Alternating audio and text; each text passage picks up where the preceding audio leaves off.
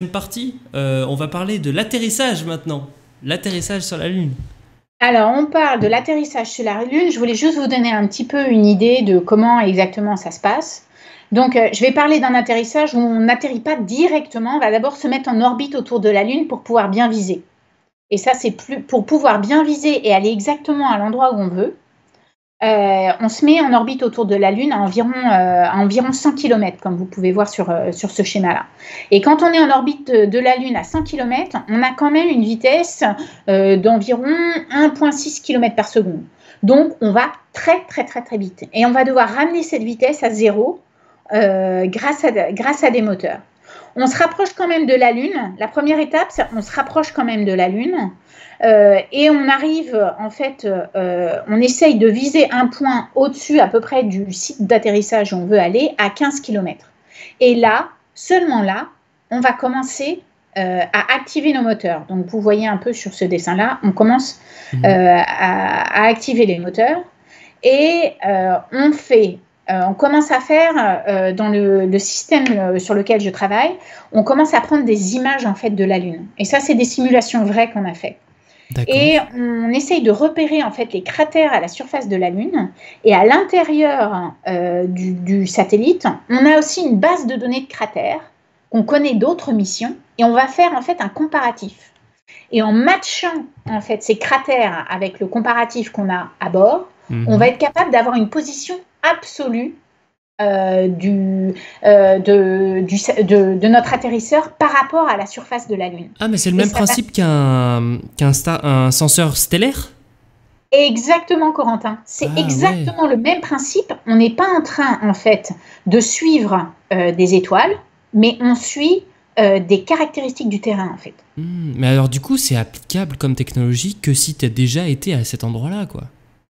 C'est pas si tu as déjà été, mais si tu as des données d'autres missions qui te permettent c'est ce que j'entendais par là, oui, pardon. Oui. Ouais. Et il y a quand même un bon mapping de la Lune. Hein. Oui, bien sûr, bien sûr. Mais ce que je veux dire, c'est que tu pourrais pas utiliser cette technologie si tu te disais je veux atterrir sur Europe. Non, c'est une technologie très particulière lunaire. Alors après, il y a d'autres technos. Là, nous, on a étudié plusieurs choses pour en effet reconnaître les cratères. Mais aussi maintenant, il y a le traitement d'images. Il y a des technologies qui permettent de retirer des caractéristiques que nous, on ne voit pas à l'œil nu, mais qui sont qui sont aussi très intéressantes à traquer, sur lesquelles on a moins de problèmes de dispersion, etc. Donc, il y a plusieurs techniques possibles. Mais en démarrant comme ça et en étant capable déjà de réduire les erreurs, en ayant ce point de référence, ça permet déjà de maintenir une très bonne précision. Ouais, c'est super intéressant. Où on va vraiment, ça c'est ce qu'on appelle une phase, en fait, ce qu'on appelle, je ne sais pas les termes en français, je suis désolée, ce qu'on appelle de coasting, c'est de croisière. Ouais. Et on se rapproche de plus en plus de la Lune, on va arriver à un point de 15 km. Et là, en fait, c'est là où on va vraiment en fait, démarrer tous les moteurs pour freiner. Et c'est ce qu'on appelle la phase de braking, la phase de freinage. Et là, pendant 12 minutes, les moteurs vont être en permanence allumés, avec certains petits moteurs sur le côté dans notre architecture basée sur des moteurs européens qui s'allumaient de temps en temps de façon pulsée pour pouvoir modifier ça. Et pendant cette phase où les moteurs sont allumés, on continue à faire en fait cette navigation dont je vous ai parlé. Mais on rajoute une autre navigation parce que plus on arrive proche du terrain, moins finalement on voit de cratères ou on voit de caractéristiques. Donc après, on switch à un autre système qui est juste en fait ce qu'on appelle on suit des points. Il y a beaucoup de technologies terrestres aussi, d'applications qui sont basées là-dessus. Et on suit des points à la surface de la Lune. Et ça, c'est réutilisable sur Mars et sur plein d'autres destinations. D'accord. Et en gardant ça, ça nous permet d'avoir un atterrissage de précision d'environ une centaine de mètres. Alors, il y a d'autres capteurs à bord. Hein. On utilise toujours ce qu'on appelle une centrale d'inertie, etc. Mais l'idée, en fait, c'est de pouvoir estimer sa vitesse avec cette technologie de suivi de points. D'accord. J'ai une question, Bérangère, avant que tu continues. Les caméras qui, je suppose, du coup, sont placées côté des moteurs, est-ce qu'elles sont perturbées par les gaz qui sont expulsés par les moteurs? Ça fait des particules, ça peut endommager le champ de vue des caméras, voire les optiques? Écoute, ça c'est aussi quelque chose qu'on voudrait voir sur la première mission sur laquelle on va envoyer cette caméra. C'est un très bon point. On essaye de les mettre sur le satellite à un endroit où en fait il n'y a pas d'interférence avec les plumes des moteurs en fait. Mhm. Donc c'est une très bonne question. On a fait aussi des tests de robustness à ça et on pense qu'il n'y a pas d'interférence. Toutefois, c'est comme toutes les premières technologies dans l'espace, on aimerait bien savoir pour de vrai, c'est pour ça qu'on fait une démo. Bien sûr. Et c'est certainement une très bonne question. En fait, on a 2 caméras à bord parce que le satellite va aussi utiliser cette caméra pendant la dernière partie, on n'est pas orienté de la même façon. Donc là, en fait, à partir de 2 km, le spacecraft, en fait, se tourne et commence à regarder beaucoup plus en vertical la surface. Et donc, on utilise une deuxième caméra. Cette caméra va permettre toujours de faire du traçage de points, mais aussi de détecter les ombres. Et on va essayer d'éviter les ombres. Donc, cette caméra est utilisée à ça et en même temps, on va actionner en fait un lidar qui permet en fait, avec un scan de laser, de faire une représentation topographique du terrain et on a une analyse à bord qui dit oui, vous pouvez atterrir à cet endroit-là, non, cet endroit-là est trop dangereux et s'il est trop dangereux, il y a une commande à bord automatique, donc il n'y a pas d'intervention de la Terre, c'est trop compliqué, c'est aussi pour ça que ces phases sont extrêmement critiques. On est capable de cibler un autre terrain et de prendre les bonnes commandes pour aller vers ce nouveau terrain et d'actionner les moteurs. Et à la fin, de s'opposer en douceur avec un seul moteur allumé. Mmh. Ok. Il y a une question dans le chat au sujet des flammes. Est-ce qu'il y aura des flammes pour de vrai dans l'espace?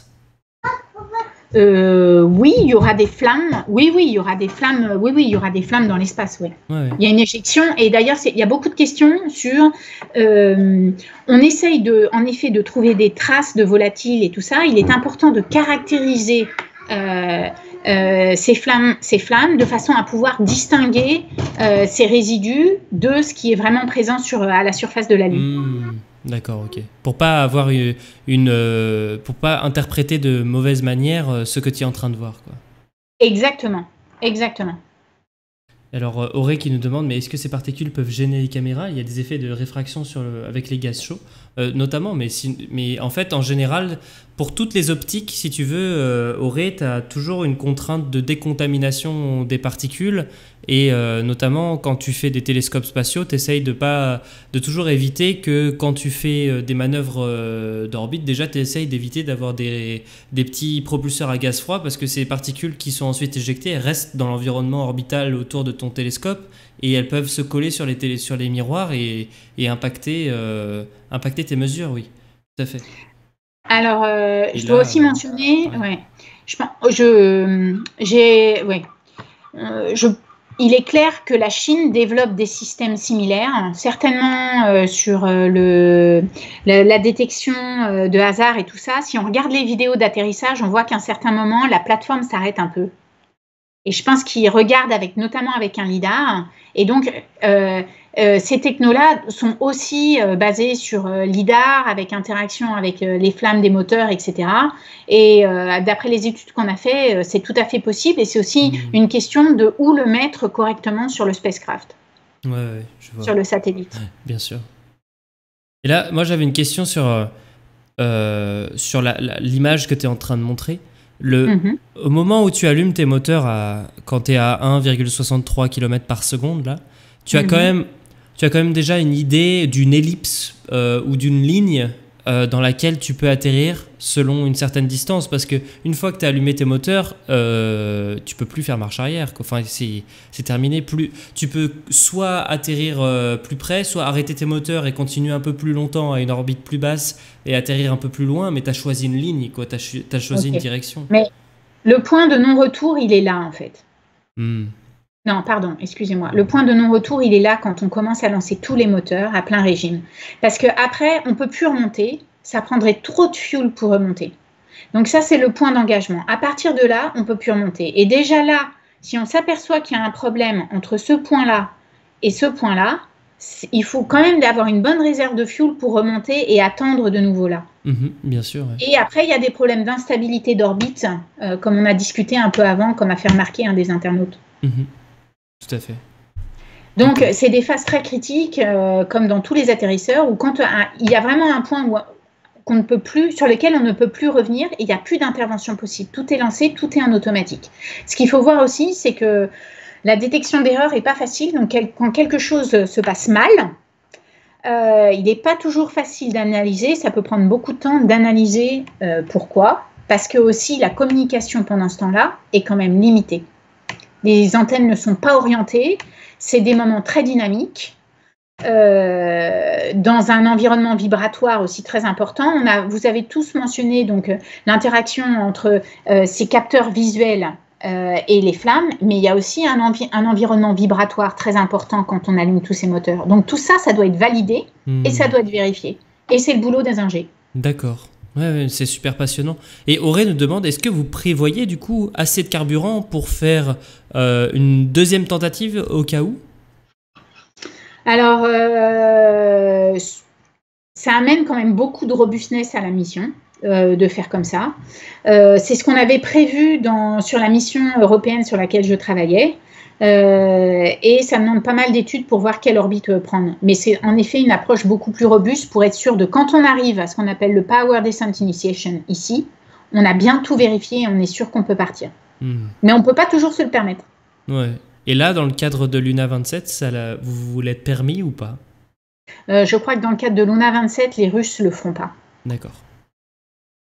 Ok, donc là ça va être one shot, on saura qu'une fois qu'on a atterri, parce qu'en plus pendant toute cette phase-là, c'est de l'aveugle pour nous, je suppose. Ouais, on aura quelques données, c'est très faible le nombre de données qui peut être transmis, mais on aura quelques données et on essaye de transmettre des données très importantes pour comprendre ce qui se passe en cas d'échec. C'est les télémesures, juste savoir que les moteurs sont allumés, que tout ça, quoi. On a des choses très très simples, pour essayer de comprendre ce qui s'est passé et déjà de savoir quand les choses se sont mal passées, qu'est-ce qui a été mal interprété et de quel équipement ça vient. Super intéressant, c'est top. Ok. Donc là, je voulais juste vous donner une petite idée de la coopération qu'on a avec les Russes, parce que beaucoup de projets dans le domaine où je suis d'exploration, que ce soit humaine ou robotique, se font quand même avec des partenaires. On fait rarement des choses tout seul. On essaye de faire des choses tout seul, mais ce n'est pas toujours le cas. Et donc, quand on a réorienté ce projet qui était à l'origine européen, la Russie avait ses missions depuis longtemps dans leur programme. La Lune, à cette époque, en 2012, n'était pas encore revenue sur le devant de la scène comme aujourd'hui. Et donc, on a discuté un partenariat avec la Russie. Ça collait assez bien parce qu'eux, ils n'avaient pas développé ces technologies innovantes de pilote. Mais ce qu'ils étaient aussi intéressés, c'était le pôle sud. Donc, c'était assez complémentaire. Et ils étaient aussi intéressés à ce on contribue avec une foreuse lunaire pour pouvoir percer le sol. Parce qu'ils avaient un instrument d'analyse du sol à bord russe. Et leur perceuse lunaire, ils n'avaient pas de dixième actuel. Et il y avait la perceuse martienne d'ExoMars qui était en développement. Et donc, pour nous, on a trouvé très intéressant, d'un côté, d'avoir pilote qui était nouveau, qu'on pourrait peut-être vendre après à une mission martienne. Et puis, l'autre package qui était de surface cette fois, qui était un package de charge utile, complémentaire. Et de dire, on va développer aussi un instrument intéressant avec une composante scientifique très grande, qui est quand même dans l'air du temps, avec tout, qui peut regarder des mesures quand même très, très spécifiques, très discrètes de s'il y a des volatiles ou pas, dans quelle quantité, et de fournir ça avec une drill aux Russes. Donc en fait, sur Luna 27 aujourd'hui, il y a un instrument d'analyse russe et il y a un instrument d'analyse européen qui sont complémentaires. On n'a pas les mêmes spectromètres à bord. Et l'idée aussi, c'est de travailler sur cette complémentarité pour en avoir le maximum de bénéfices. Et Entre les deux, on a une drill, une foreuse européenne, qui est capable de délivrer un échantillon de sol à 2 instruments. Et ça paraît assez trivial, mais en fait, où on a mis beaucoup de temps à se mettre d'accord avec les Russes, c'était sur la taille de l'échantillon. Parce qu'eux, ils avaient déjà un instrument de prêt qui avait un gros échantillon. Et donc, quand je parle de gros, c'est de l'ordre du centimètre de diamètre. Okay. Alors que nous, ce qu'on utilisait, c'était un instrument, l'héritage d'un instrument qui avait été développé pour Rosetta, sur la comète. Et cet instrument, il accepte des échantillons qui sont mais vraiment une pointe toute fine. C'est une poussière, quoi, vraiment une poussière. Ah là là. Et donc, ces histoires d'interfaces multiples, avec des caractéristiques multiples, on a mis pas mal de temps à se mettre d'accord. Et on a fini par trouver une solution avec un petit outil qui permet de donner les deux tailles d'échantillons. Mais super. Ça demande pas mal de discussions. Et alors, une question d'exanguination. Est-ce que tu peux rappeler la date de départ de Luna 27 ? Alors, Luna 27, le lancement est prévu aujourd'hui en 2025. 2025. Et est-ce que l'ESA intervient... Pardon, vas-y. Non, je voudrais juste mentionner, c'est que le lancement, c'est très important parce que, comme j'ai dit, je pense que c'est très important qu'on apprenne à opérer ces systèmes et qu'on ait un retour d'opération, bon, scientifique aussi certainement. Mais ce qu'il faut voir, c'est qu'au niveau du développement, au niveau de l'ingénierie, il faut qu'on délivre ces systèmes presque 2 ans avant à la Russie. Donc finalement, ils doivent être prêts en fin 2023. Donc pour vous, en fait, votre date à vous, c'est 2023, quoi.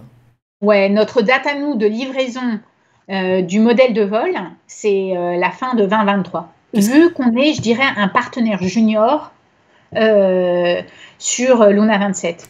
Alors, le fait de ces composants, donc 2 pilotes, je vous ai mentionné donc un lidar, des caméras, on a une grosse boîte électronique avec des ordinateurs, vraiment les meilleurs ordinateurs pour faire de tout ce processing d'images, plus la payload, plus cet instrument, ce mini laboratoire, plus la drill, on a quand même un package qui est de 60 kilos.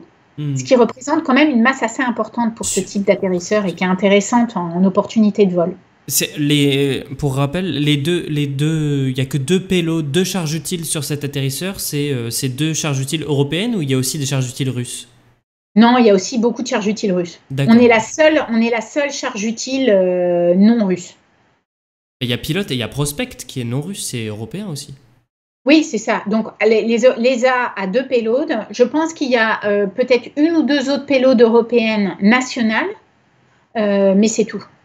D'accord. Mais au total, il y a le Luna 27, ça pèse combien au total? Au total, je crois que le spacecraft est de 28 kilos. 800 kilos, un peu plus. Et ils ont une masse de payload, je crois, dans les 80 kilos.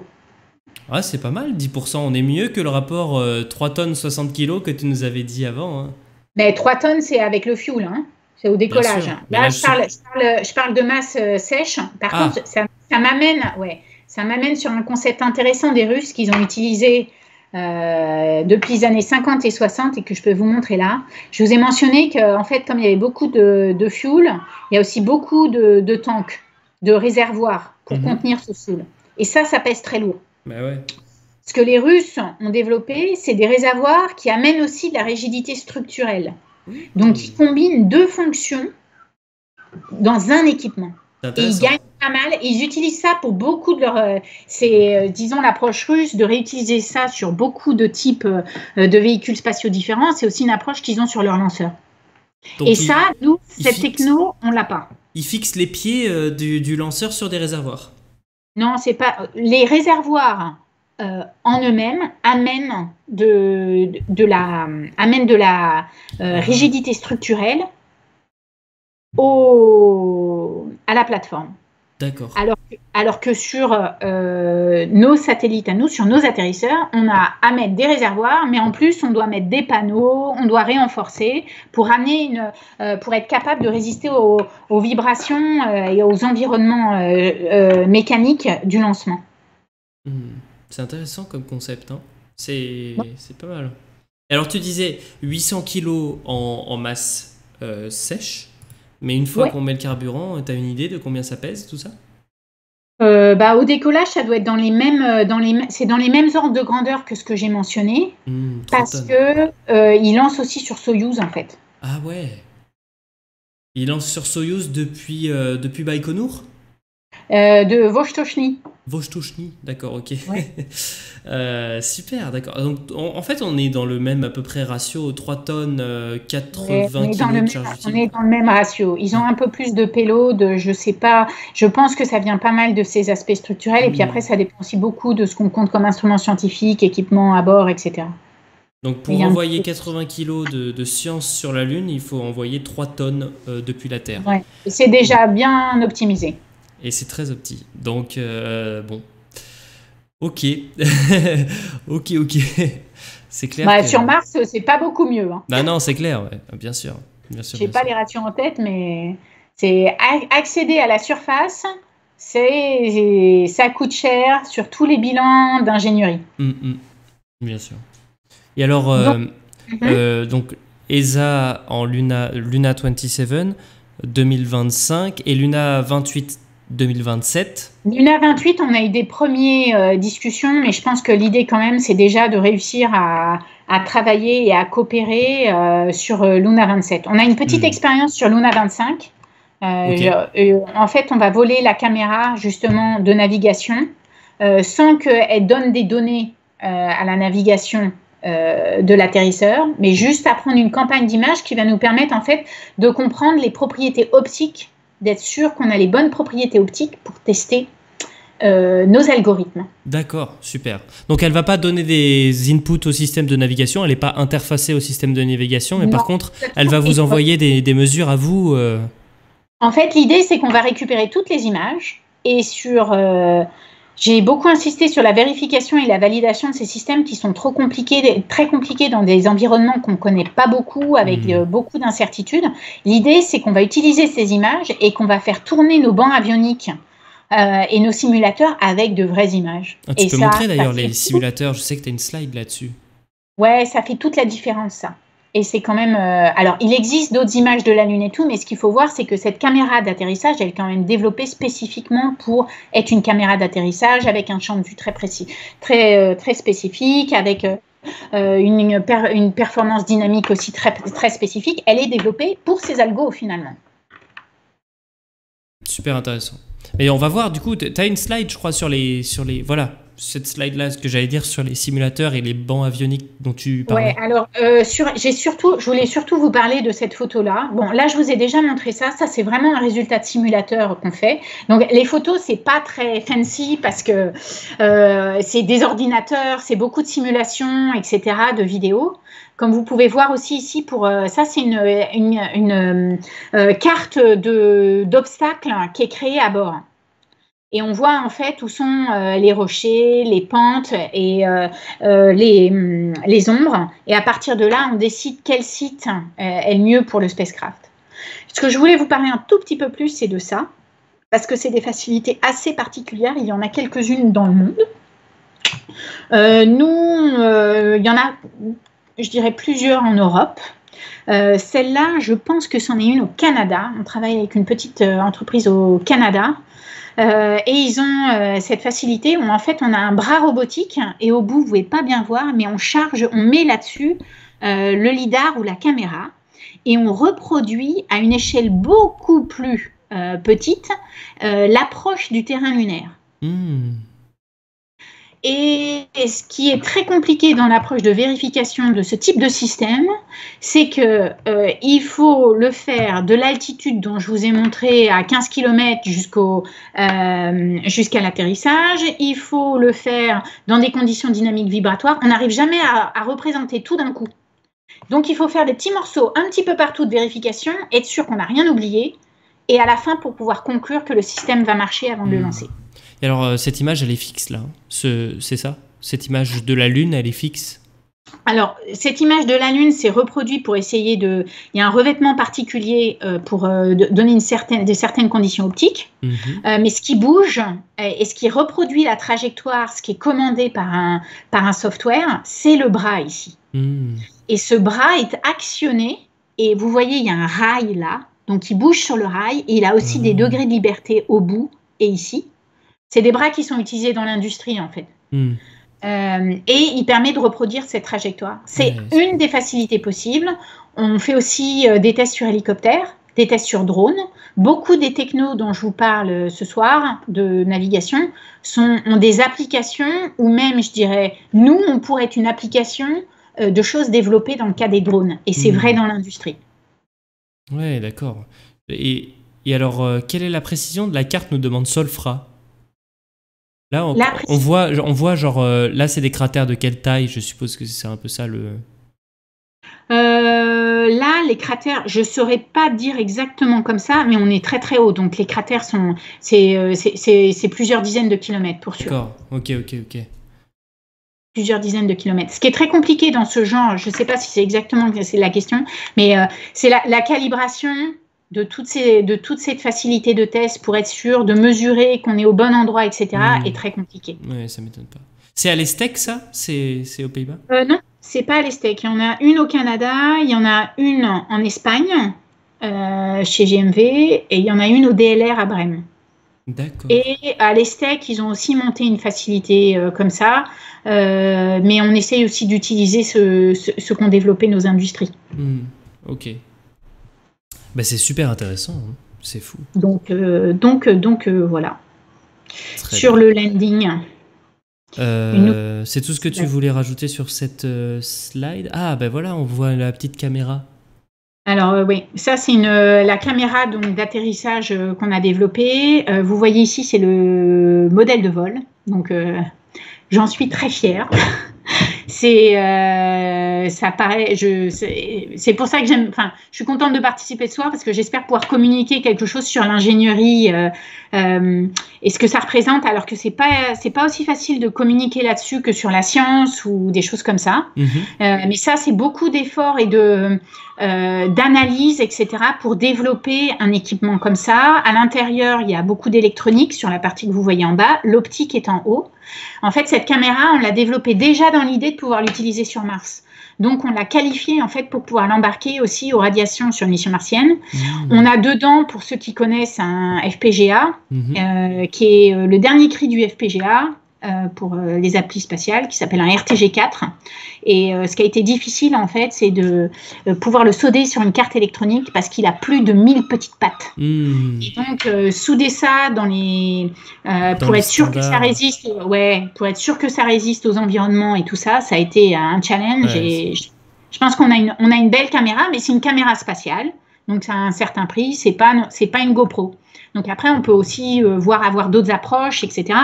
Mais en tout cas, celle-là, elle pourrait aller sur Mars. Et on espère la voler en 2021. Elle n'est pas encore sur le chemin de la Russie, mais elle devrait y être bientôt. Alors 2021 sur Luna 25, du coup. Oui, c'est ça. Luna 25. Ce sera celle qui tournera sur Luna 25. Alors, c'est pas très grand, hein, c'est pas très haut, je dirais. Ça fait peut-être 20 cm à peine. Ah, 20 cm de haut, oui, d'accord. Ouais, c'est intéressant. C'est pas très, très grand et je crois, c'est 800 grammes. 800 grammes. C'est fou, hein, c'est un petit bijou. Bah ouais. C'est une belle, c'est un beau petit morceau. Ouais, c'est un beau morceau. Hein. Karim qui nous dit si vous avez besoin d'un ingénieur optique dans un an, je suis à vous. Parce qu'on prend des gens, on est très intéressés, il n'y a aucun problème. Et je pense que l'industrie aussi est très demandeuse. Et de passionnés et d'experts dans ce domaine-là, c'est très important. Et je pense qu'il y a un aspect système qui est aussi très intéressant dans toutes ces technologies. Et alors, exsanguination, pour une petite précision. Donc, cette caméra, c'est la caméra pilote qui volera sur Luna 27 en 2025. Faut suivre, hein, là, faut suivre. Hein. Et du coup, sur Luna 27... En 2025, elle aura la capacité d'activement contrôler la navigation de la sonde. Tout à fait. On va la tester et donc la faire voler sur la mission Luna 25 qui part en 2021. Oui. Et là, cette fois-ci, elle ne sera pas connectée au système de navigation, mais elle fonctionnera et enverra des mesures. Exact. Donc, elle va voler dans 1 ou 2 ans, quoi. Exactement. Et après, on sortira de nouveaux modèles de vol, en fait. Donc, c'est aussi intéressant parce qu'on n'en fait pas qu'un, on en fait plusieurs. Et bon, évidemment, il y a certaines choses qu'on pouvait peut-être faire sur Luna 25 parce que la caméra n'était pas activée, n'était pas dans le système, disons, actif de navigation. Je pense qu'on aura quelques modifications à faire. Mais du coup, ça voudra dire quelques requalifications à faire, revalidation. On aura quelques revalidations et requalifications et je dirais toutes les discussions avec les experts et de savoir ce qu'on doit refaire, ce qu'on doit pas refaire, etc. D'accord. Mais c'est vrai que c'est intéressant si globalement, ça sera à peu près les mêmes. Et si tu en produis en 3 exemplaires, c'est intéressant pour réduire les coûts unitaires, disons. Ouais. Il y a des exemples, par exemple, de protection de mémoire, des choses très précises dans les circuits électroniques. On sait qu'on devra faire un petit peu différemment. Donc là, on a vraiment besoin d'un support d'experts très pointu qui sont capables de dire oui, ça il faut faire, ça il faut pas faire, ça tiendra pas. Okay. Et puis après, il faut prendre en compte, c'est ce que j'aime bien dans mon métier, c'est qu'il n'y a pas que les contraintes ingénierie, il faut aussi prendre en compte, il faut délivrer, donc il y a tous les aspects programmatiques, de schedule, de coûts bien sûr, parce qu'on doit maintenir les coûts. Donc c'est aussi intéressant cette phase de refaire un hardware. Et il y a souvent des réactions en disant il faut toujours développer des choses nouvelles, etc. Et encore une fois, j'y reviens, on apprend énormément à reconstruire à un autre moment avec d'autres gens le même équipement. Et ça, c'est super intéressant. Et parce que du coup, il faut les former, il faut leur réexpliquer, mais tu as quand même besoin énormément de gens qui restent sur le projet. Tu es engagé sur ce projet-là, sinon ton savoir-faire part avec toi, ou comment ça se passe? C'est souvent sur tous les projets spatiaux, c'est souvent comme ça. Y a certains experts qui sont capables de donner quelque chose de très pointu sur un temps très bref. C'est sûr que dans certaines disciplines clés, j'ai bien sûr mentionné thermique, si Thierry est encore avec nous, mais pas seulement, certainement pas. Tout ce qui est thermique, structure, électrique, thermique, structure, électrique, software, c'est bien quand même d'avoir des gens qui sont continus, quoi. Et c'est avant tout un travail d'équipe. Bien sûr. Les gens s'excitent sur les Goélands de Leiden. Ah oui. En téléworking, j'ai beaucoup de réunions, donc comme tout le monde en téléworking, et tout le monde apprécie le chant des mouettes, ouais. C'est top, c'est trop bien, moi j'aime bien. Et ben écoute, c'est passionnant. Est-ce que tu es arrivé au bout de ce que tu voulais présenter sur Luna 27 et sur la mission? Ouais. Je n'aurai pas le temps de couvrir ça, je pense, Corentin. Tout ce qui est les aspects foreuses lunaires, etc. Parce que qu'est-ce qui nous reste? Moi, je sais pas. J'ai pas de visibilité sur ce qui nous reste. Alors, il reste un petit peu sur la foreuse lunaire pour expliquer ce qu'on fait. C'est quand même intéressant, ça. Et puis un petit peu les projets futurs. Ok. Ben vas-y, go. Est-ce que toi, tu as un impératif ce soir? Non, pas du tout. Bon, moi, si vous êtes chaud dans le chat, moi j'ai envie de dire on continue. Hein. Ça m'intéresse de savoir un peu plus sur cette foreuse-là. Je pense qu'on peut y aller. Hein. On a le temps, tout le monde dit on a le temps, et très bien, aucun problème. On y va. Bon, moi c'est parfait, l'ambiance est cool, donc on continue. C'est parti. Alors, donc là je vous ai parlé d'un système qui est en fait un équipement de l'atterrisseur lui-même. Après, une fois à la surface, on a beaucoup mentionné ces missions, elles sont là pour faire des mesures à la surface. On a parlé beaucoup d'in situ resource utilisation. Vous aurez quelqu'un la semaine prochaine qui en parlera beaucoup plus que moi aujourd'hui. Mais d'un côté ingénierie, il faut pouvoir retirer ces échantillons du sol et après les analyser. Donc, ce que vous voyez là, je ne sais pas, en fait, je ne savais pas que la vidéo était intégrée. C'est une drill qu'on a développée. Et là, c'est un essai. C'est un essai qui a été fait en Italie sur l'industrie qui a développé aussi la foreuse pour ExoMars. Ouais. Et alors, la foreuse pour ExoMars, c'est assez compliqué. Je ne sais pas si vous avez en tête, mais on a parlé que ExoMars, il avait besoin d'un bouclier thermique. Et donc, il a une forme très particulière. Et donc, tout est ramassé sous ce bouclier thermique. Et donc, on ne peut pas avoir une foreuse comme vous voyez là avec ma souris, qui est attachée. D'ailleurs, c'est un peu compliqué pour les gens qui font l'équilibrage de la plateforme, mais on ne peut pas avoir une foreuse en un seul morceau qui est attachée comme ça sur le bord du spacecraft. Ce serait détruit à l'entrée dans l'atmosphère de Mars. Donc, un des challenges, c'était pas le seul, mais de la drill martienne, c'est qu'on doit l'associer. Il y a 3 morceaux, je crois, qui doivent être montés et mis bout à bout une fois arrivé à la surface. Nous, c'est pas le cas. On peut le mettre sur le côté du spacecraft. Évidemment, il faut bien l'attacher. Donc, il y a pas mal de discussions avec les Russes pour savoir comment l'attacher. C'est quand même un gros morceau. Hein. On parle de 40 kilos. Ah donc, ouais. Oui, c'est très compliqué. Et elle fait combien de mètres de long? Elle va permettre de percer à 1 mètre, à un peu plus d'1 mètre, et en tout la boîte ça doit être un peu plus grand. J'ai pas le chiffre exact par cœur, mais c'est un peu plus grand. Ah, mais c'est passionnant ça, parce que savoir ce qui se passe à 1 mètre sous la surface, c'est ouf. On n'a jamais fait ça, quoi. Vraiment jamais. On va naviguer dans l'inconnu, on va découvrir plein de trucs, c'est sûr. Donc c'est très intéressant. Ce qui est un peu compliqué sur cette drill par rapport à la drill martienne, c'est que nous, on veut justement aller voir s'il y a de l'eau et s'il y a des volatiles. Et donc, on veut creuser à des endroits qui sont très froids. Ça veut dire très dur déjà, mais ça veut dire aussi que pour analyser et être sûr de ne pas perdre l'eau et les volatiles qui pourraient peut-être y avoir, on est obligé aussi de ne pas trop chauffer quand on perce.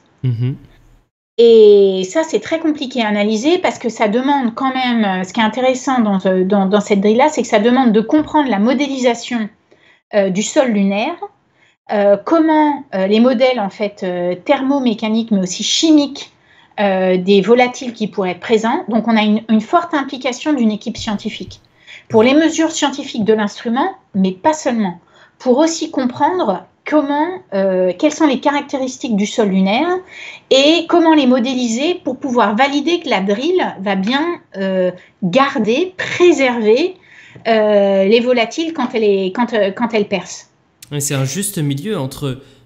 Parce qu'une meilleure vitesse de rotation, je suppose que c'est plus facile pour creuser, mais plus tu vas vite, plus tu frottes et plus tu chauffes, quoi. Exact. Donc, tout ça, c'est à valider et on a commencé à faire des tests, en fait. Bon, ça ne se voit pas très bien là, mais il y a une facilité très spécifique en Italie qui a aussi été utilisée pour ExoMars. Et en fait, on remplit de simulants de sol lunaire qui représentent le sol lunaire. L'industrie fait eux-mêmes leur mélange avec de l'eau pour aussi bien contrôler la quantité d'eau, etc. Ils le refroidissent après ? Ouais, ils refroidissent. C'est vraiment impressionnant. Je pense qu'on a fait des tests qui sont déjà drôlement avancés pour l'étape où on est. Les Russes ont participé, ils étaient aussi très contents, ils ont été, je pense, très impressionnés. Et on a déjà opéré la drill dans le vide et dans les conditions thermiques lunaires. Et les résultats sont positifs. Après, on peut se permettre, le tout, c'est que je pense qu'il ne faut pas être plus royaliste que le roi non plus. On peut se permettre de perdre un peu de volatile et d'eau. La question, c'est d'être conscient de savoir combien on en a perdu. Ouais, bien sûr. Et donc, ça, c'est un peu compliqué parce que une fois qu'on l'a pris dans la drill, c'est pas non plus l'étape ultime. Après, il faut aller l'emmener. La drill va se déplacer et va le déposer dans ce petit carrousel-là. Qui, en fait, ce sont des fours. Et chaque four va chauffer pour, en fait, sortir le contenu en gaz, qui après va être analysé par l'instrument que vous voyez là, qui est un petit laboratoire avec 2 spectromètres de masse, qui a plein de valves et de trucs, plein de systèmes de pipes, Ça, c'est Prospect. Et ça, c'est Prospect, on l'appelle en fait, c'est la drill et l'instrument ensemble. Mais en effet, Prospect qu'on donne, vous voyez, c'est cette drill-là et cet instrument et l'instrument qui est là, en vert. Super intéressant. Alors, une question d'Ezwak sur le chat que je trouve intéressante. Est-ce que le régolithe n'est pas poudreux dans les cratères? Est-ce que l'eau le lie comme une sorte de béton? En fait, on fait plusieurs tests. Comme du béton, on ne sait pas. Donc, c'est là aussi que c'est un petit peu compliqué. On a défini plusieurs types de sols dans lesquels on veut être capable de percer. Il y a des sols qui sont plus ou moins durs. On fera aussi des tests avec des régolis beaucoup plus poudreux. Et ça, l'impact principal, c'est en fait on a la foreuse donc va dans le sol et elle prend, elle retire du sol lunaire. Mais après, il faut être sûr de pouvoir le lâcher. Il ne faut pas que ça reste collé. Faut pas que ça reste collé. À la foreuse. Oui. Et donc là, il y a aussi pas mal de modélisation à faire et de tests aussi expérimentaux à faire pour être sûr qu'une fois qu'on l'a pris et qu'on a réussi à percer, on est capable de le déposer et de le lâcher dans ces petits fours que vous voyez là. Et là, dans les tests que vous avez menés jusqu'à présent, vous avez testé dans un sol dur, genre comme de la glace? Je crois qu'ils ont fait en effet sur une. Oui, ils ont fait sur de la. Oui. Ils ont fait sur de la glace, mais même plus que que de la glace. Ils ont fait sur. Je pense qu'ils ont pris certains matériaux. Je sais pas si c'est du béton, je me rappelle plus exactement. Mais et la chambre qu'ils utilisent pour faire ces tests, elle est énorme. C'est une grande chambre. C'est presque. On peut penser un peu à une chambre, d'un frigo, un énorme frigo. Ah ouais. Qui fait le vide aussi. Parce qu'évidemment, le vide joue beaucoup. C'est pas ce qu'on voit là sur l'image? Ça, c'est pas fait dans la chambre. On est dans un environnement de lab qui correspond pas. La température est bonne en bas du simulant, mais par contre, le reste le fonctionnement de la drill n'est pas en vide et ne correspond pas thermiquement. D'accord, ok. Non, mais c'est super intéressant. Hein. Ça, c'est super intéressant. Je sais pas s'il existe des photos de cette chambre à vide pour le drill. Elle est à Leonardo, en Italie, cette chambre aussi? Elle est à Padova. S'il y a des photos, je pourrais peut-être en retrouver rapidement. J'ai jamais vu cette chambre-là, je regarderai. Tu peux chercher avec ton écran, là, j'ai mis juste la caméra, là, si tu veux. Attends. Hop. Parce qu'à l'origine, une petite minute. Drill, c'est une foreuse, une perceuse, comme vous voulez. C'est une perceuse, oui. Excusez, je suis vraiment habituée à parler en anglais, je suis désolée. C'est vraiment, oui. Et donc, les mêmes problèmes qu'on a chez soi, des fois, quand on perce, on risque de les avoir aussi dans le sol lunaire à la fin. J'en profite d'ailleurs pour remercier les gens qui ont follow la chaîne, évidemment. Et je remercie aussi les viewers qu'on a pu voir, qui sont fidèles à l'émission, c'est trop cool. Et puis s'il y a des gens qui nous rejoignent en cours de route, on est avec Bérangère qui travaille à l'Agence spatiale européenne et donc sur les thématiques lunaires, d'atterrissage sur la Lune, notamment sur l'instrument, la caméra de navigation pilote qui sera sur la mission Luna 27. Et là, on est en train de parler justement de l'autre instrument de cette mission qui s'appelle Prospect et qui va permettre de creuser dans la surface lunaire pour essayer de trouver ce qui s'y cache. Ce qui s'y cache. De la glace, on ne sait pas, la quantité de glace, etc. etc. C'est bon pour montrer ou... Ouais, je vais montrer quelque chose. J'ai pas la vue du test, mais ça devrait vous donner quand même une vision un tout petit peu plus. Tu peux montrer là, ouais. Très bien. De ce qu'on fait comme style de test et à quoi ressemble le bout de la drill en fait. Ah ouais. Ah non, j'ai pas vu le bout de la drill, mais ça va revenir. Là, ça arrive. Donc, voilà.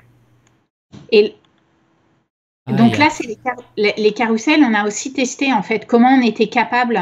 Parce qu'il faut le mettre au bon endroit et donc il y a beaucoup de discussions aussi sur les dispersions thermiques de ça. En fait, on retire de l'échantillon autour, mais on a aussi un tout petit, ce qu'on appelle un push tube, qui permet de récupérer l'échantillon européen. Ah mais c'est dingue, le mécanisme est ouf. Le mécanisme est, ce sampling tool où on est capable de délivrer à 2 instruments, ça a été assez compliqué de se mettre d'accord.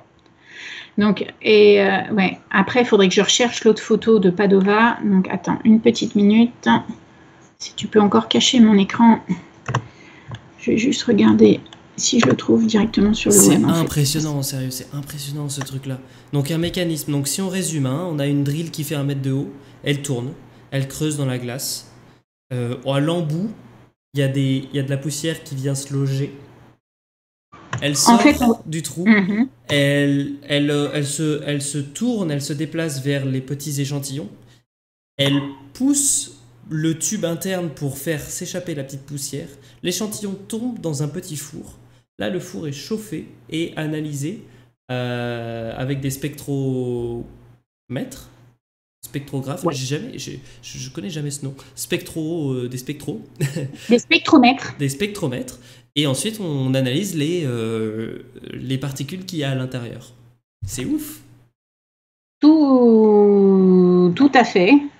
Alors, ce qu'on a inventé aussi, c'est qu'on a mis un petit tube entre notre instrument et celui des Russes.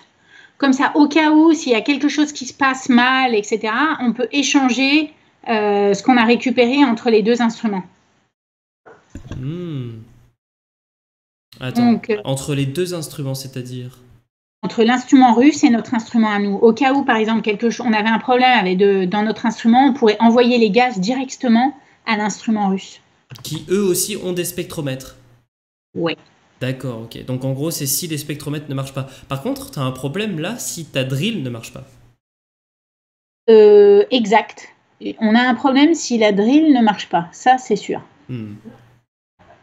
Quand même, alors ça me fait beaucoup penser à la mission Insight, hein, et on a eu la chance dans cette émission, je vois qu'il y a des gens qui découvrent l'émission aujourd'hui, mais dans cette émission ici, il y a 2 semaines, 3 semaines, 4 semaines, je sais plus, à un moment donné, on a reçu toute l'équipe d'opération de la sonde du sismomètre SEIS sur Mars. Et on a parlé évidemment aussi de la sonde de la taupe de HP Cube, qui est en fait une petite taupe sur Mars qui essaye de s'enfoncer. Et pareil, qui essaye de percer à travers la surface. Et vu à quel point c'est compliqué de creuser sur Mars, c'est fascinant de voir à quel point des missions robotisées aussi, bien pensées, etc. Mais en réalité, concrètement, c'est des tâches simples pour un humain, quoi. Voir la complexité du truc, alors que tu prends un astronaute avec une pelle et une pioche, et il te fait ça dans la demi-heure, quoi, vraiment. Et là, ça faisait 1 an qu'ils n'arrivaient pas à percer pour mesurer leur température sous la surface de Mars. Je suis assez fasciné de la complexité qu'il y a dans des systèmes pour faire des tâches qui sont extrêmement simples pour nous en tant qu'humains. Même si je simplifie beaucoup parce qu'en réalité, il faut préserver l'échantillon pour pas qu'il se volatile quand il arrive dans le vide. Sur la Lune, il y a un vide quasi total, donc la glace, si elle est exposée au vide, elle va se sublimer et on peut plus rien mesurer, nos échantillons sont partis dans l'espace. Ça, quand on est humain avec un coup de pelleté, c'est terminé, c'est foutu. Donc c'est important d'avoir un instrument qui permette de quand même le confiner. Mais je sais pas, sur l'œuvre à réaliser, sur la tâche en soi, je trouve que c'est une tâche simple pour un humain qui est extrêmement complexe pour un robot. Et j'aime bien mettre en valeur ces aspects-là. Non, c'est absolument vrai. On cherche à faire de façon automatique. C'est beaucoup de complexité. Je pense qu'on peut gérer. C'est une complexité sur place à comparer avec la complexité d'envoyer un humain. Et le paradoxe, je trouve aussi le paradoxe très intéressant. Il y a Jex qui nous demande une question très intéressante. Est-ce qu'on peut faire plusieurs prises d'échantillons avec cette perceuse une fois qu'elle a percé, qu'elle est allée déposer son échantillon dans le four, il reste quand même encore des traces du premier échantillon. Donc si on va repercer à un autre endroit, on risque de contaminer et d'avoir une mesure qui est faussée. Comment est-ce que vous faites? Est-ce que vous nettoyez la foreuse? En fait, non, on ne va pas nettoyer la foreuse. Il y a beaucoup de discussions, en effet, de cross-contamination. Par contre, ce qu'on va certainement... la cross-contamination sera aussi caractérisée avant de partir. Et on a aussi, là, une petite caméra qui va permettre, en fait, de monitorer le statut de la drill. Et on va en effet prélever plusieurs échantillons. Vous avez vu le petit carrousel, il y a plusieurs fours. Donc l'idée, c'est je pense que pour un investissement comme ça, c'est pas de faire une seule mesure, hein. Aussi, on va essayer de caractériser en fait la présence de volatiles et d'eau le long des 1 mètre. Et je crois que la spécification qu'on a, c'est d'être capable de faire au moins de percer au moins à 3 endroits différents parce qu'on a un petit mécanisme au moins pour déplacer la drill. Le rêve serait d'avoir une drill comme ça sur une rover. Bah oui, évidemment. Vous pouvez faire des échantillons à plusieurs endroits. Ouais, exactement. Mais ce nettoyage, cette contamination, c'est intéressant comme sujet, ça, quand même, parce que tu risques quand même d'avoir des échantillons qui sont similaires. Mais bon, après, t'es dans comme vous êtes fixe, vous vous attendez à peu près une homogénéité entre que vous creusiez. Enfin, vous n'avez pas de mobilité, en fait. Cette drill, elle creuse qu'à un endroit, si Si on a un axe de rotation, en fait. Mais je veux dire, ça va quoi? Ça va chercher à plus ou moins 30 cm Ça va chercher autour, tout près, ça va pas être un axe énorme. Voilà, c'est ce que j'allais dire. Donc du coup, vous vous attendez quand même à avoir un sol plus ou moins similaire localement. Donc Oui, mais le plus intéressant, c'est la répartition le long de la profondeur, en fait. Dans la profondeur, évidemment. Okay. Ouais. Et donc c'est quand même prévu de faire plusieurs perçages? On fera plusieurs perçages, ouais. La question, je pense encore en suspens, c'est comment on organise les opérations de tout ça, parce que percer, ça peut prendre beaucoup de temps. Et donc, tu as raison, il y a toute une étude à faire. Faut aussi qu'on discute avec les Russes. Quand est-ce qu'on leur donne leur échantillon? Quand est-ce qu'on prend le nôtre? Il y a beaucoup de choses sur lesquelles se mettre d'accord en fonction des autres contraintes de la mission. On n'est pas le seul instrument à bord, donc il faut aussi... il n'y a pas que ça, donc il faut aussi partager le temps, etc. C'est beaucoup de discussions, mais là, beaucoup plus menées par des scientifiques. Et alors, une question qui m'intéresse, mais physiquement, si ta drill ne s'enfonce pas, mais que tu continues d'appuyer dessus, tu te déséquilibres, tu as un 4e pied et tu déséquilibres ta sonde. Est-ce que c'est possible de tomber à un moment donné? Non, on a fait des études et ça a été regardé et la dimension du lander permet de compenser ça. Est-ce qu'il y a un mécanisme de percussion, nous demande Jex? Ça, on en a. C'était les premiers trade-offs qu'on a fait, les premières options qu'on a regardées. C'est une très bonne question. Il y a eu des études sur des systèmes à percussion. La techno était moins développée que ce qu'on avait regardé et puis ça nous prenait beaucoup de masse et donc on a décidé de ne pas l'emmener.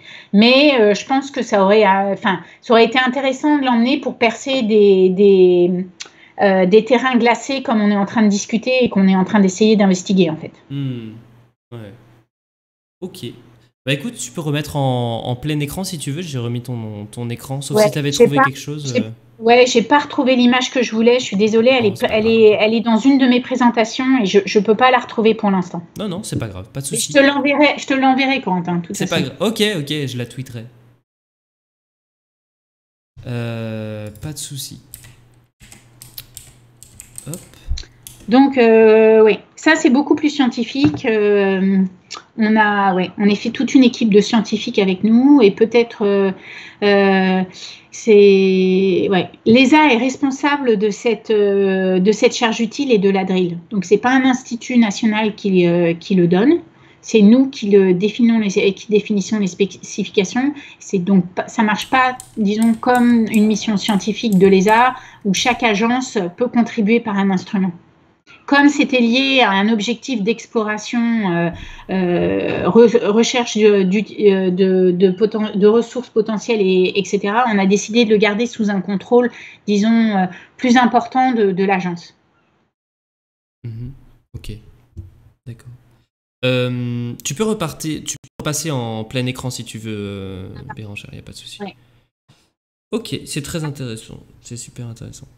Et alors, tu voulais nous détailler un peu les projets futurs Alors, il y a plusieurs projets parce que, bon, quand même, nous, ce qu'on fait sur cette mission robotique avec les Russes, c'est quand même, comme j'ai mentionné au départ, des parties. Donc, un package de charge utile et puis un package de navigation.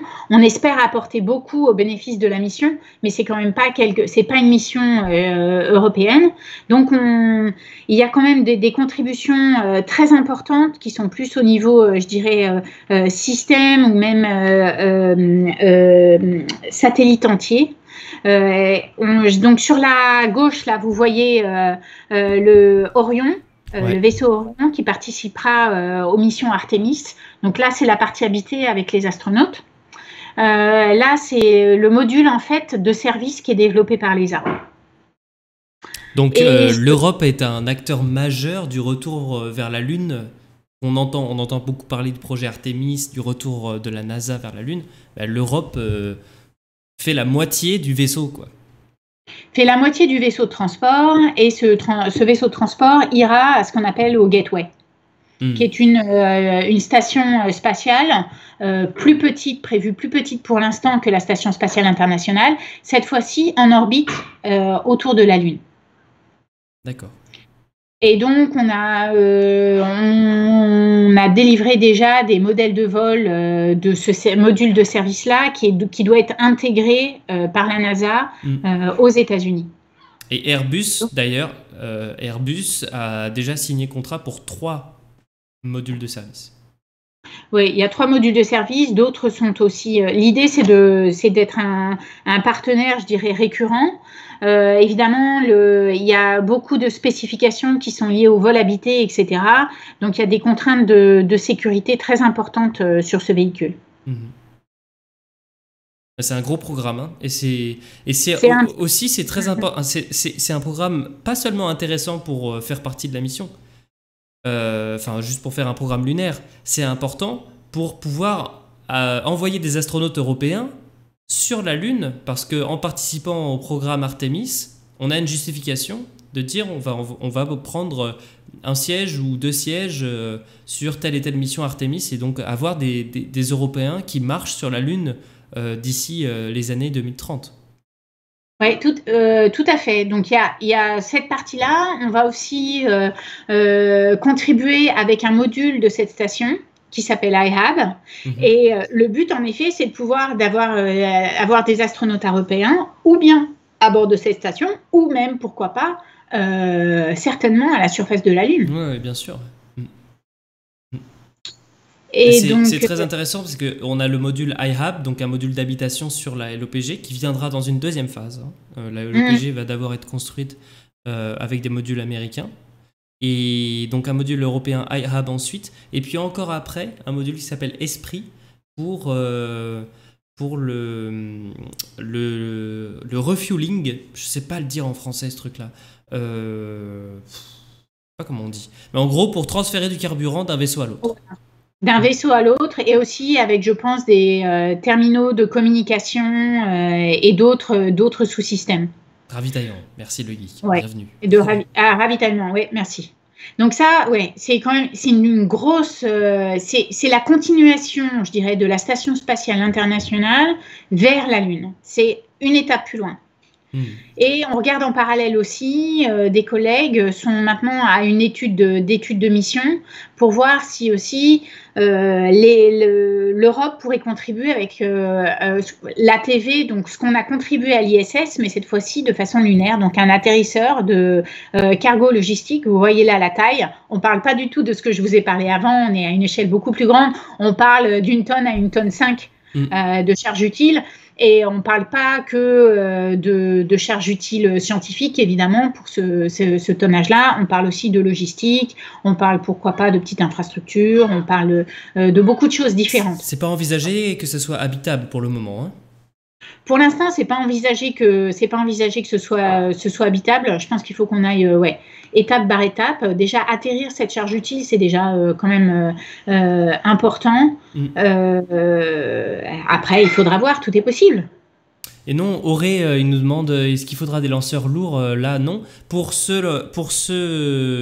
cette image là sur la droite, c'est le lander EL3 de l'ESA. Et il est dimensionné pour être lancé avec Ariane 64. Oui, c'est ça. Il est dimensionné pour être lancé avec Ariane 64. Encore une fois, beaucoup de la charge utile disponible dépend aussi des moyens, dépend aussi des systèmes de propulsion qu'on choisit, de leur efficacité et tout ça. Donc, il y a beaucoup d'études en cours pour savoir quel moteur on pourrait utiliser, et il y aura du développement à faire. Donc, on ne va pas pouvoir utiliser des moteurs qui sont quasi prêts aujourd'hui. Il va falloir faire du développement, et sur les moteurs, il y a toujours un risque. Il y a Il y a donc un lancement de prévu sur EL3 annoncé en 2025, c'est ça? Non, c'est plus. Pour l'instant, la date, Ah, c'est c'est plus plutôt loin. 2027. 2027, ok.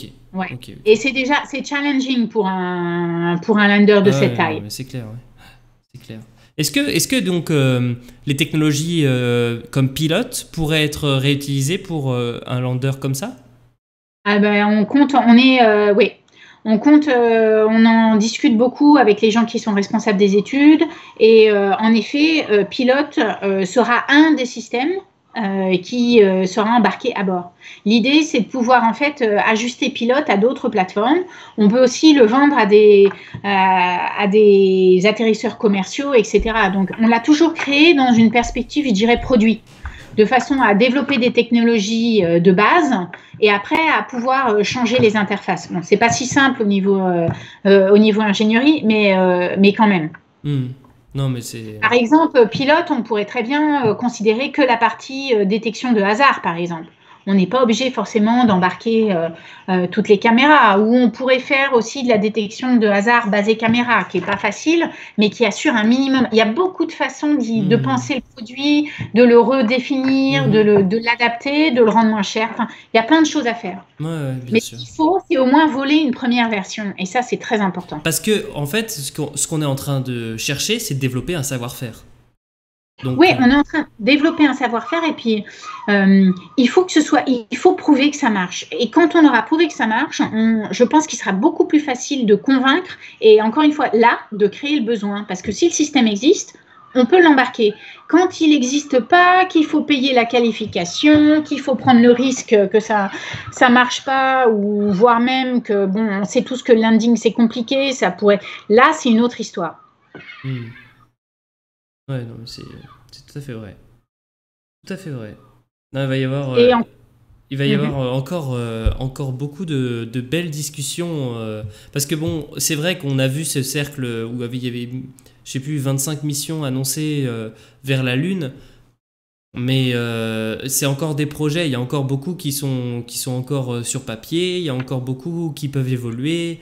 Donc il y a encore beaucoup de discussions, beaucoup d'échanges et il y a encore de la place pour avoir des améliorations, avoir des...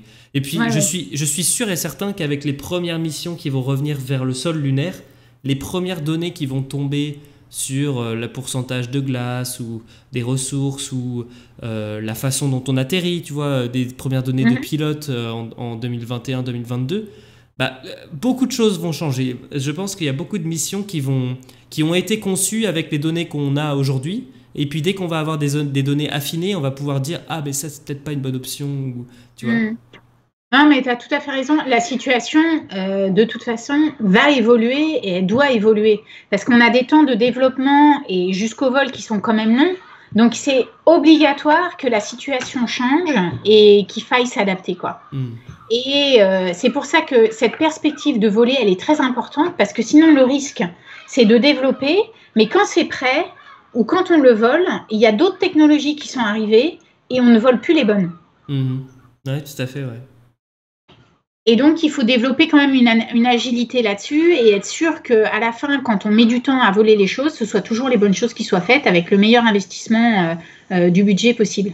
Hmm. Non, mais c'est passionnant, c'est passionnant. Ben, j'espère que vous sur le chat vous avez hâte de voir enfin des drapeaux européens lunaires sur la surface de la Lune dans les années 2020. Ça va être ah, moi je vais être comme un dingue, hein. Là ça va être super, hein. Franchement ça va être fou. On va avoir des images de pilotes là dans 2 ans, 1 an ou 2 ans. Bah, j'espère bien. Ça sera public, J'espère tu bien. crois? Ah, on en mettra certainement en public, oui. Ça, c'est le but, c'est aussi qu'elle soit disponible publiquement. Et l'idée aussi derrière ça, on verra si c'est possible. J'espère que ce sera possible. C'est que, ok, les scientifiques ont bien sûr comment dire, du fait de leur métier, échangent énormément de données parce qu'ils sont pas disons, dans une compétitivité aussi directe que nos industries. Mais pour moi, des sorties d'images lunaires comme des caméras doivent être disponibles à une communauté, ce que j'appelle technologique large. Mhm. C'est-à-dire que d'autres entreprises que celle qui a développé le système de pilote puissent aussi utiliser ces images pour tester leurs propres algos, en Mhm. développer de nouveaux, peut-être l'utiliser dans des perspectives que nous, on n'avait pas du tout pensé. Et donc, j'aimerais bien en faire une plateforme ouverte, en quelque sorte. C'est un petit Mhm. début, mais je pense que il y a il y a encore beaucoup de choses à faire aussi dans ce domaine-là. Je ne pense pas qu'on peut tout ouvrir. Il y a du savoir-faire, de la propriété intellectuelle qu'il faut absolument respecter. Mais il y a certaines données, comme les images, qui sont quand même à une frontière, je dirais, qui ne sont pas purement ingénierie, qu'on devrait pouvoir distribuer à la communauté technologie large européenne, de façon à ce que tout le monde puisse avancer et bénéficier de cette mission. Ouais, c'est super intéressant. C'est bien, tu vois, je trouve qu'il y a très peu de missions qui sont développées avec cette vision-là de répondre à un besoin qui va être adaptable sur plusieurs Ouais, itérations de missions. Il y en a peu. ouais. D'habitude, quand on fait un satellite, on trouve une solution pour le cahier des charges et point barre. Et là, vous avez déjà l'idée de dire, bah non, en fait, nous, on est en train de développer une technologie, on sait qu'elle va devoir être adaptable à plusieurs missions. Vous avez même eu l'idée de dire, on va être peut-être adaptable sur Mars. Bah, c'est super intelligent. Enfin, moi, je trouve que c'est très bien comme approche. Parce que sinon, Euh, qu'est-ce qui se serait passé dès qu'on avait un budget pour Mars, on serait parti de zéro. L'idée, effectivement, c'est on ne peut pas faire sur toutes les technologies, mais sur certaines technologies, de pouvoir les réutiliser et d'avoir pris ce besoin en compte au départ. C'est pas toujours possible, mais Mhm. sur des équipements comme des caméras, c'est pas forcément très compliqué. C'est difficile d'en faire une généralité, mais je pense que quand la possibilité est là, il faut le faire en effet. Mhm, bien sûr. Non, mais c'est top. Les années 2020 seront une grosse décennie de collaboration pour l'ESA. Ouais, je Oui, pense. je pense que oui, oui, clairement. Clairement. Eh ben écoute, merci beaucoup Bérangère d'avoir discuté de nous, discuté, oh là, je suis fatigué, discuté avec nous de la Lune. Maintenant, alors un sujet qui te tient à cœur et qui me tient à cœur aussi, et je pense que c'est important de le présenter. Tu voulais parler de l'association Women in Aerospace Europe et de la place des femmes dans le milieu aérospatial, je suppose. Oui, je voulais juste un peu mentionner ça. Je dois dire, effectivement, je suis dans un milieu très masculin depuis très longtemps. Je pense que Mhm. les choses sont en train de changer. Il y a de plus en plus de femmes qui arrivent dans l'ingénierie. Et j'ai participé à la création, à la fondation de cette association qui s'appelle Women in Aerospace Europe, Ok. il y a déjà plusieurs années. Alors, je dois dire ouvertement, je suis plus un membre actif en ce moment pour des raisons personnelles, mais c'est quelque chose qui me tient très à cœur d'encourager euh, les femmes, mais aussi les hommes à accueillir des femmes dans le secteur spatial. Je travaille aussi, bon, avec la Russie. C'est sûr que je suis la seule femme aux réunions qui n'est pas une traductrice ou des choses comme ça. Mhm. Je ressens pas une barrière particulière, etc. Mais je pense vraiment, je réalise maintenant de plus en plus, aussi dans le poste de management que j'ai, que la richesse quand même que c'est d'avoir des perspectives différentes.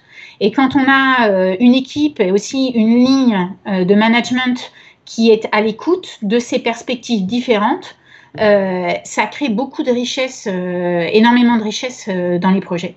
Non, mais j'en suis convaincu aussi. Et je trouve que donc, le discours est fondamental d'avoir un peu de diversité pour justement avoir une façon de réfléchir et de mieux travailler ensemble parce qu'on a plus on est divers et plus on a des idées différentes, mieux c'est pour la communication, etc., pour faire des missions qui fonctionnent. Et le point le plus important de ce que tu as dit, je pense, c'est aussi aux hommes de se battre pour les femmes dans un milieu qui leur est difficile d'accès. Donc Ouais. nous, on Mhm. est privilégiés dans ce milieu-là. Si on peut faire justement l'effort d'accueillir des femmes, c'est évidemment et de leur faire de la place, c'est évidemment à nous aussi de le faire. Donc on a une grande part de responsabilité. Mais je pense que ma génération a déjà commencé à changer et la vôtre aussi. Donc, il n'est pas rare, même très souvent, que j'ai des collègues qui me disent, moi je le dis, mais mes collègues me le disent aussi, ah non, moi, la réunion à cette heure-là, je ne peux pas parce que je vais chercher mes enfants. Et bon, certainement, l'ESA offre un environnement aussi qui favorise ça. Mais je pense qu'il est très important que, en effet, les hommes expriment, je ne dis pas tout le temps, mais expriment aussi cet aspect-là, parce que ça fait de la place naturellement aux femmes. C'est de facto, c'est ça. Ouais, bien sûr. Juste dire aujourd'hui, et même le remarquer, tu vois, juste commencer à tiquer sur des trucs où, dans la réunion d'aujourd'hui, il n'y a pas la parité. C'est bizarre. Tu vois, des choses, des détails, tu vois, des trucs, et c'est comme ça que ça peut commencer à changer, quoi. Je pense aussi, oui. Beaucoup de monde le dit, mais c'est vrai, je pense qu'il faut. Les femmes ne doivent pas se mettre de barrières. Hein, les choses sont conciliables. Hein, c'est un boulot, ce sont des boulots intéressants. Et il faut pas se mettre de barrières trop tôt.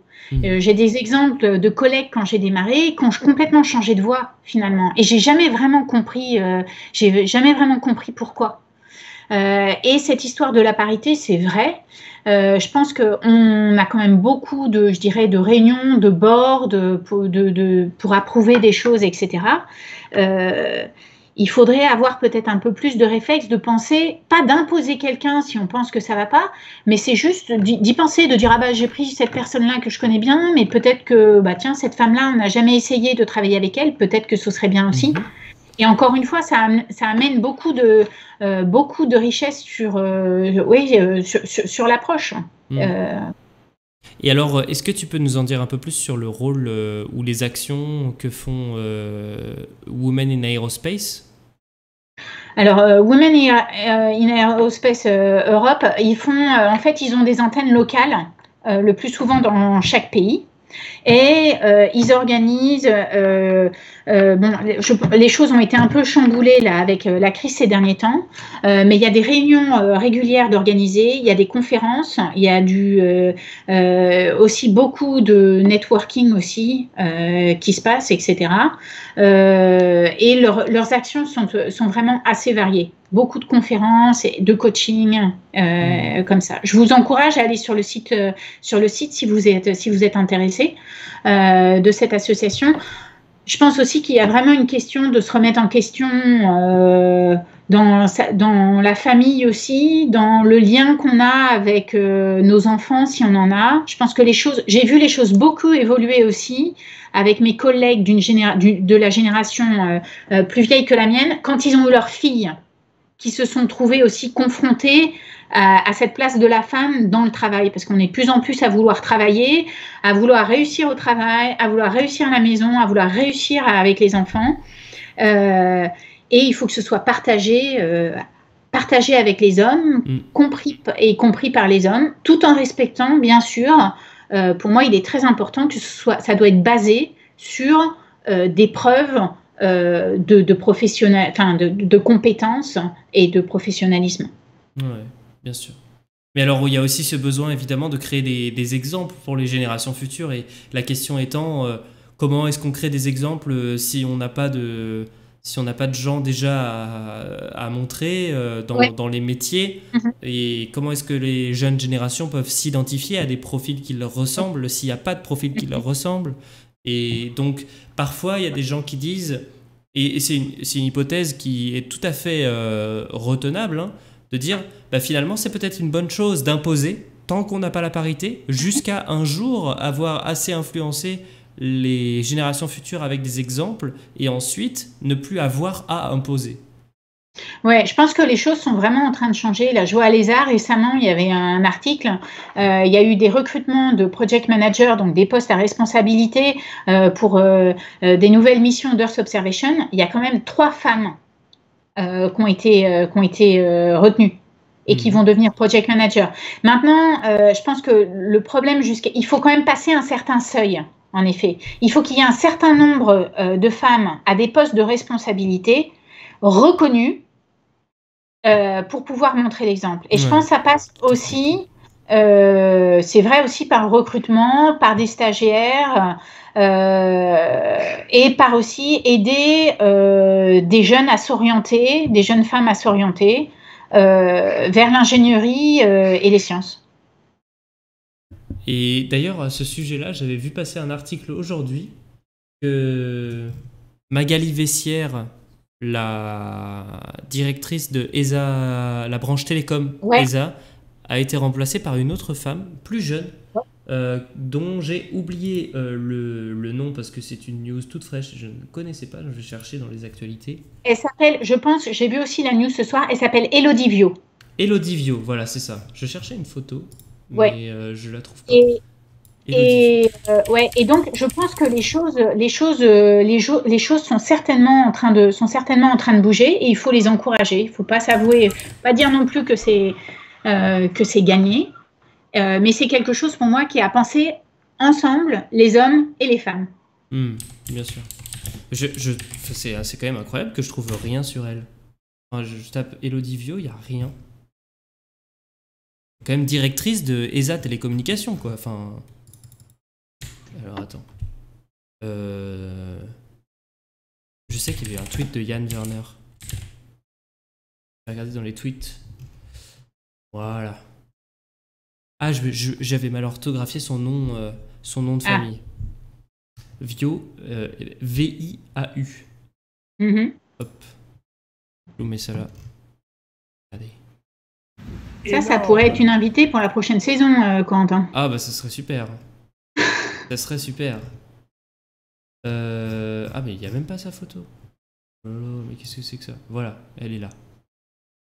Élodie Viau. Voilà, nouvelle directrice de ESA Télécommunications. Elle est jeune, hein, je sais pas quel âge elle a, mais elle a l'air d'être très jeune. Je pense qu'elle est très jeune. Enfin, très jeune, je sais pas, mais elle est jeune, ouais. C'est bien. Directrice à partir du 1er septembre. Et quand j'ai vu cette news, je me suis dit, oh c'est top. Oh c'est top. Parce que franchement, en tant que YGT, hein, jeune à l'ESA, la place des... Donc on peut parler de la place des femmes, mais la place des jeunes à l'ESA, elle n'est pas... Enfin, personnellement, je trouve que c'est pas... Ça pourrait être amélioré, disons. Il y a beaucoup de choses qui sont faites, mais bon, voilà. Je trouve ça super qu'une agence comme l'ESA mette à un poste de responsabilité des jeunes. Parce que c'est pas le cas aujourd'hui. On est dans un système très vertical avec plus tu as d'expérience, plus voilà, tu montes ta carrière jusqu'à monter à des postes de responsabilité. Mais là, je trouve que c'est trop bien. Justement, ça casse un peu des barrières. Ouais, je pense que c'est un très bon signe et c'est très bien que ça vienne du top parce que c'est aussi important. Exactement. Ça ne peut pas non plus venir à chaque fois du bas parce que quand ça vient du bas, il faut qu'il y ait un certain nombre et ce nombre, il prend du temps à atteindre ou alors on ne l'atteint pas. Mais quand ça vient du top, le message est complètement différent. Non, mais c'est vrai. Donc, c'est très positif. Tout à fait. Extrêmement positif. Et c'est tout à fait en lien avec ce qu'on disait ce soir et c'était en lien avec l'actualité, donc c'est super, c'est super. Doc Pepper qui nous dit « Ma nièce veut s'orienter vers l'ingénierie et l'aérospatiale après le bac et je compte bien l'aider et la suivre dans son projet d'orientation. » Eh bien oui, exactement. Je poserai des questions sur le sujet. Le moment venu, tu seras le bienvenu, Doc Pepper. Eh bien, bon courage à elle, bon courage à toi, bien sûr. Et puis, voilà, je pense qu'on a... Est-ce que tu as le sentiment d'avoir dit tout ce que tu voulais dire sur ce sujet? Oui, je crois. La dernière chose, c'est peut-être la dimension européenne que je voulais mentionner. Et oui, c'est quelque chose pour moi qui est extrêmement importante. Je le vis tous les jours par mon entourage dans l'équipe. Donc, c'est un peu la même chose, je dirais, c'est pas exactement, mais la même chose que les hommes et les femmes. Je pense que aujourd'hui, il est très important de garder cette dimension européenne. On travaille ensemble avec des cultures différentes quand même, avec des systèmes de formation différentes aussi. Et je vois que c'est quand même ça nous fait traverser des montagnes. Ça crée aussi, je ne peux pas cacher que ça crée de nombreuses difficultés. Ça peut arriver, mais ça reste quand même le socle de ce qu'on fait. Et je dois dire, j'apprécie cette dimension dans mon travail tous les jours, et ça me fait aussi aller au travail, et j'en suis très fière. Je suis convaincue par cette dimension européenne. Et alors moi aussi. Et ce qui est fou, c'est que c'est un... Et les gens ont un peu du mal à comprendre parce qu'on est souvent opposé au spatial américain qui fonctionne pas du tout de la même manière avec des objectifs très différents. Ici, en Europe, c'est plus travailler ensemble pour durer, pour aller longtemps, plutôt que aller vite, quoi. Et nous, on a vraiment la notion, en plus avec cette règle autour du retour géographique, dans chaque projet, d'essayer d'impliquer les États et les industries des États à hauteur des sommes qu'ils investissent, et donc de développer tout un écosystème. Mais quand on dit, tout en soutenant les grandes entreprises, Airbus, Thales, OHB, qui sont des entreprises italiennes, françaises, allemandes, des gros groupes, eh ben, on va développer sur les gros projets aussi, fournir à des Hongrois, à des Roumains, à des Estoniens, et puis ils vont gagner de l'expérience avec ça, et ils vont apprendre des choses, et ça va déclencher des générations de gens dans ces pays-là qui vont commencer à avoir des perspectives dans le milieu spatial, chose qui leur était complètement inaccessible il y a quelques années. Et alors pour ça, le programme YJT, c'est super, parce qu'en termes, pour les jeunes d'Europe de l'Est ou de pays sous-représentés, ils arrivent à l'ESA, ils ont une expérience de folie, ils repartent dans leur pays, et ils peuvent faire s'épanouir, commencer à développer des startups ou des projets spatiaux dans leurs universités. Et c'est génial. Et alors oui, ça a des contraintes, c'est qu'on va plus lentement, c'est qu'il faut former des gens, c'est qu'il faut faire apprendre plein de gens, mais au final, on bénéficie au plus grand nombre. Et donc, on est plus... Voilà, c'est plus durable, de mon point de vue. Ouais, je pense que pour moi, oui, il y a un sens, disons un sens commun, un sens de l'intérêt général qui, en travaillant à l'ESA, petit à petit, c'est construit, pour moi, c'est construit dans mon esprit.